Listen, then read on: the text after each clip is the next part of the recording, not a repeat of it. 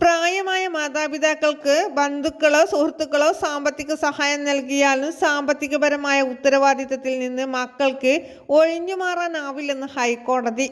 മാതാപിതാക്കളെ സംരക്ഷിക്കാൻ മക്കൾക്ക് ധാർമ്മികപരമായും മതപരമായും നിയമപരമായും ഉത്തരവാദിത്തമുണ്ടെന്ന് ജസ്റ്റിസ് കൗൺസിൽ എടപ്പകത്തിന്റെ വിധി പറയുന്നു.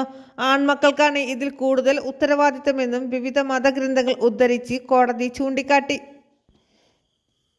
ചിലവിന് നൽകാൻ മക്കൾക്ക് നിർദ്ദേശം നൽകണമെന്നാവശ്യപ്പെട്ട് 74-കാരനായ ഒരു പിതാവ് നൽകിയ ഹർജി തീർപ്പാക്കിയാണ് കോടതി ഉത്തരവ്.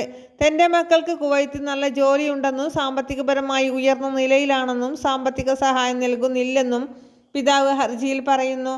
എന്നാൽ പിതാവിന്റെ സഹോദരൻ 2028 മുതൽ പിതാവിന് സാമ്പത്തിക സഹായം നൽകുന്നതായി മക്കൾ വാദിച്ചു. ഈ വാദം കോടതി തള്ളി. വൃദ്ധരായ അച്ഛനോ അമ്മയോ ബന്ധുക്കളുടെയോ സുഹൃത്തുക്കളുടെയോ സാമ്പത്തിക സഹായത്തോടെ ജീവിക്കുന്നുണ്ട് എന്ന് മക്കളുടെ ഉത്തരവാദിത്തം ഒഴിവാക്കുകയില്ല. വാർദ്ധക്യത്തിൽ മാതാപിതാക്കൾക്ക് ഭക്ഷണം നൽകേണ്ടത് മക്കളുടെ ധാർമ്മിക കടമയും നിയമപരമായ ബാധ്യതയുമാണ്. ധാർമ്മികത, മതനിയമം എന്നിവയ്ക്ക് വേരൂന്നിയ ചില അടിസ്ഥാന ഘടകമാണ് മക്കളുള്ളത്.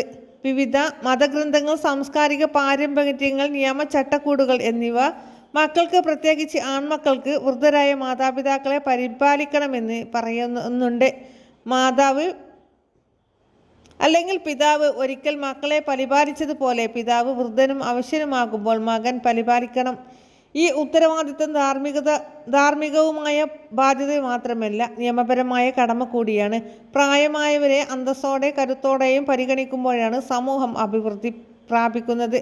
പ്രായമായ മാതാവിനെ അവഗണിക്കുന്നത് വൈകാരിക ശോഷത്തിന് നയിക്കുക മാത്രമാണ്, സമൂഹത്തിൻ്റെ ഘടകയെ തന്നെ ദുർബലപ്പെടുത്തുകയും ചെയ്യും.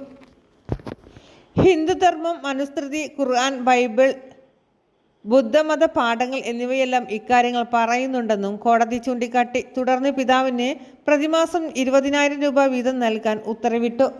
എല്ലാവിധ അറിയിപ്പുകളും നേരത്തെ തന്നെ നിങ്ങളിലേക്ക് എത്തുവാൻ വേണ്ടി നമ്മുടെ ചാനൽ സബ്സ്ക്രൈബ് ചെയ്യുവാൻ മറക്കരുത്. ഈ വീഡിയോ ഇഷ്ടമായ ലൈക്ക് കൊടുത്ത് സപ്പോർട്ട് തരണേ.